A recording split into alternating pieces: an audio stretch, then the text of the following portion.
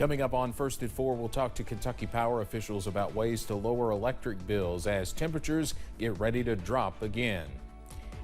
And the U.S. Attorney General is appointing a special counsel to investigate classified documents found at President Joe Biden's home and an office. Plus, we're watching strong storms push out and cold air push in. The latest next as Mountain News First at 4 starts now. Dedicated to Eastern and Southern Kentucky, this is WYMT Mountain News First at 4. Good afternoon, I'm Steve Hensley. Severe storms have caused damage in parts of Kentucky and other states today, but the concern is now shifting to the potential for some wintry weather. We continue our First Alert Weather Day, and meteorologist Evan Hatter joins us now with more on what to expect. Evan? Well, Steve, we did have some severe weather a few hours ago, but the good news is that threat continues to diminish as we head through tonight before another threat builds in, the threat for snow. Look outside right now. In fact, we'll get to the cameras a little bit later on, but our level 2 slight risk that was in place for our western counties, that has been scaled back. Everyone's still under the level 1 marginal risk for severe weather. I think it's more of an isolated threat than anything else at this point. You don't see a whole lot of red on that radar map on pinpoint Doppler, and that's because we've seen some rain that has kind of spoiled the atmosphere, if you will. The good fuel is not really in our neck of the woods. Here you see we are still watching strong thunderstorms there in parts of the region as that cold front begins to push through central Kentucky. It'll be here before too long. The focus weather-wise today has been across parts of Alabama and the deep south. We saw what looked like a fairly significant tornado move through Selma, Alabama a little while ago. We've been watching coverage from our colleagues at our sister station, WSFA in Montgomery. They've had the coverage down that way and some incredible pictures coming out of Selma today. For us, we haven't seen much damage. We've seen a few trees knocked down so far around here, but that's about it. Temperatures remain in the 50s to near 60, but those will continue to drop tonight. You see the dew points in place, breezy south winds, but those winds will be shifting from the north and west and getting a little bit stronger towards 15 miles per hour as we head later on tonight. So you'll definitely want to keep that First Alert weather app handy as we continue working through the evening. You have the live radar in the palm of your hand. We drop those temperatures from the 50s to the 40s, eventually the 30s as light rain changes to light snow by the time we head into tomorrow morning. I'll have the latest details on who can see how much snow in a few minutes. Steve? All right, Evan, thank you. With the extremely cold temperatures we saw during the holidays, Kentucky Power customers could see higher electric bills. Sarah Nussbaum with Kentucky Power says how much a customer's bill could increase depends, of course, on how much power they used. She says Kentucky Power has different ways to help customers pay their bills, but she says customers can help lower future bills by making sure their homes are energy efficient. Making sure that ductwork is properly installed, and they have the insulation needed to keep the warm air in when it gets cold. For those dealing with high winter bills, payment plans and income-based programs may be available to some customers.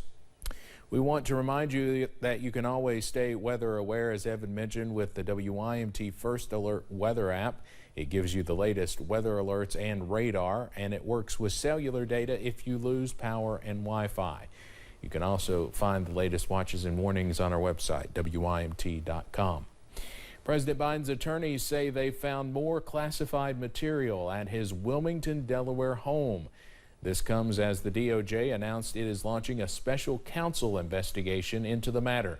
CBS's Skylar Henry is on Capitol Hill, where House Republicans are launching investigations of their own, looking into the Department of Justice.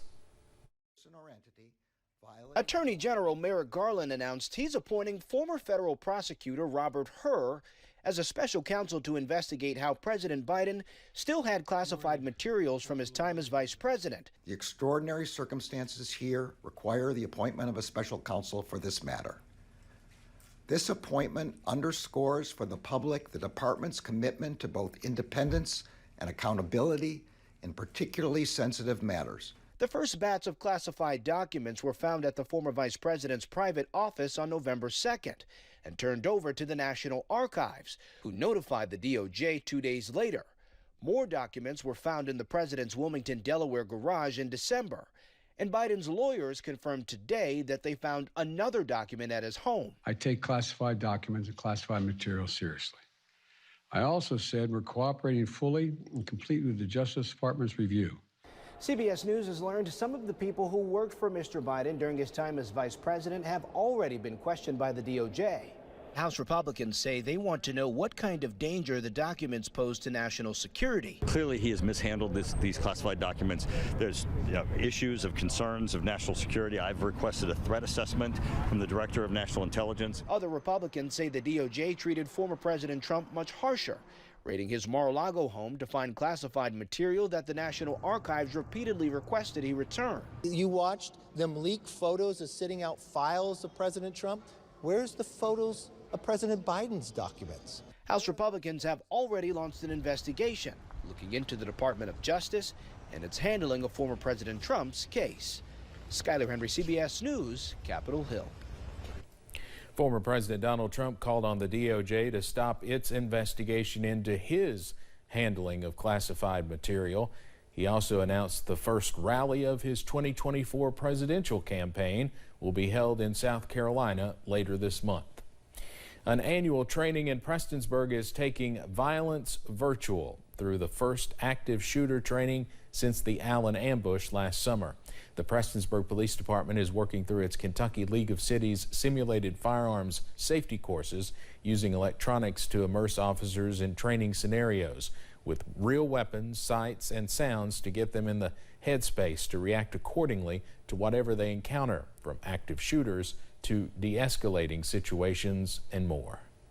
This is a response to resistance training that gives officers real-life scenarios. The objective of this is to enhance the safety. Caldwell says the training has been well received by the officers and he hopes to keep using them to sharpen their senses and security.